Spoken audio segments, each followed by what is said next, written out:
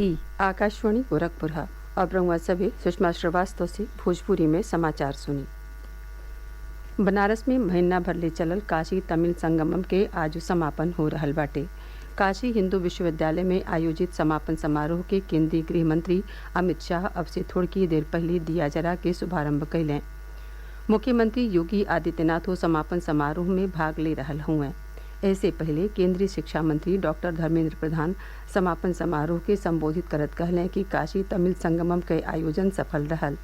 वहाँ के कहलें कि पिछला एक महीना के दौरान 2 लाख से ज्यादा लोग BHU परिसर में लागल काशी तमिल संगमम के पंडाल का भ्रमण कैलें और काशी आ तमिलनाडु के संस्कृति के नगीचे से जनलें।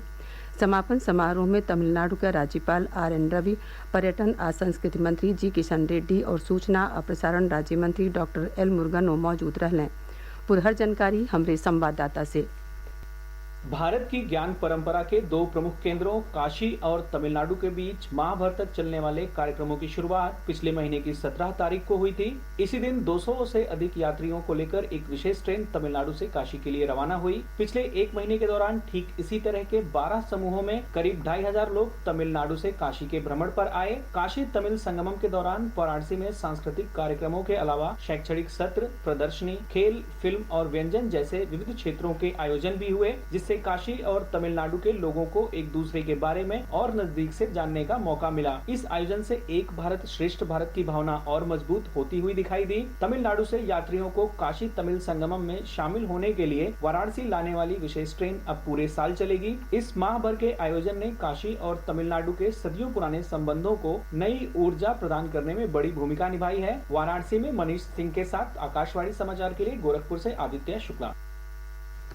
काशी तमिल संगमम के आयोजन केंद्रीय शिक्षा मंत्रालय की ओर से कयल गयल। ई नया राष्ट्रीय शिक्षा नीति के तहत कयल गयल एगो पहल हुए। शिक्षा के 2 प्रमुख केंद्र IIT मद्रास और काशी हिंदू विश्वविद्यालय साथे मिलके यह कार्यक्रम का रूपरेखा तैयार कैलें और केंद्रीय शिक्षा मंत्रालय नोडल एजेंसी के रूप में कार्य कैलस। मुख्यमंत्री योगी आदित्यनाथ आज लखनऊ में उत्तर प्रदेश लोक सेवा आयोग से चुनल गई अधीनस्थ कृषि सेवा वर्ग 1 के 431 वरिष्ठ प्राविधिक सहायकन के नियुक्ति पत्र दिलें। वहाँ के नया नियुक्ति अधिकारियों के अपने कार्यालयन ले सीमित न रह के फील्ड में जाके लोगन से बातचीत कैले का आह्वान कैली। मुख्यमंत्री कहलें कि प्रदेश के ढेर आबादी के रोजी रोटी खेती किसानी पर निर्भर हुए। वहाँ के कहलें कि केंद्र और प्रदेश सरकार मिल के कृषि क्षेत्र के विकास बदे कार्य कर रहे हुए। मुख्यमंत्री कहलें कि राज्य में 2 करोड़ 54 लाख से ज्यादा किसानन के प्रधानमंत्री किसान सम्मान निधि के लाभ दिहल जा रहा हुए।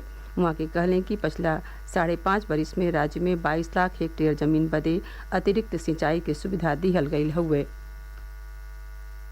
दुनिया की किसानों के वेलफेयर के लिए सबसे बड़ी स्कीम प्रधानमंत्री किसान सम्मान निधि। उत्तर प्रदेश जैसे राज्य में 2 करोड़ 54 लाख से अधिक किसान इस व्यवस्था से लाभान्वित हो रहे हैं। प्रधानमंत्री कृषि सिंचाई योजना, इस योजना के अंतर्गत प्रदेश में हम लोगों ने अब तक विगत 5.5 वर्ष के अंदर 22 लाख हेक्टेयर लैंड को सिंचाई की अतिरिक्त सुविधा उपलब्ध करवाई। सरफेस वाटर की कमी उत्तर प्रदेश के अंदर नहीं है, लेकिन उसका उपयोग नहीं होता था। वर्षों से पड़ी हुई लंबित परियोजनाओं को पूर्वी उत्तर प्रदेश में सरयू नहर राष्ट्रीय परियोजना 1972 में योजना बनी थी। जब योजना बनी थी, योजना की कुल लागत 100 करोड़ थी, लेकिन समय पे कार्य न होने के कारण उसकी लागत बढ़ती गई। और जब विगत वर्ष हम लोगों ने इस परियोजना को पूरा किया, उस समय तक परियोजना की कुल लागत 10,000 करोड़ रुपए तक पहुंच गई थी। लेकिन फिर भी केंद्र और राज्य शासन ने मिलकर के इस परियोजना को पूरा किया।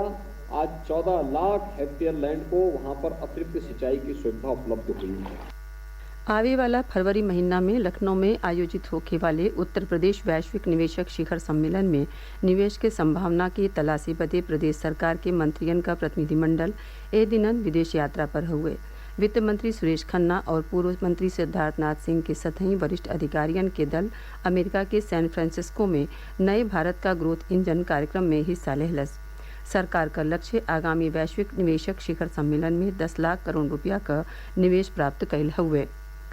राष्ट्र 1971 के बांग्लादेश मुक्ति संग्राम में पाकिस्तान पर भारत की विजय के उपलक्ष्य में आज विजय दिवस मना रहा हुए।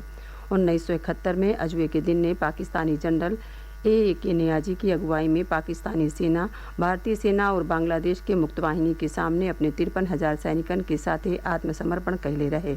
ए मौका पर महाराजगंज जिला में भारत नेपाल सीमा की लगे नौतनवा कस्बा में भारतीय गोरखा रेजिमेंट के भूतपूर्व सैनिक लोग शहीद स्मारकन पर भारतीय सेना के शहीदन के श्रद्धांजलि दिहलें।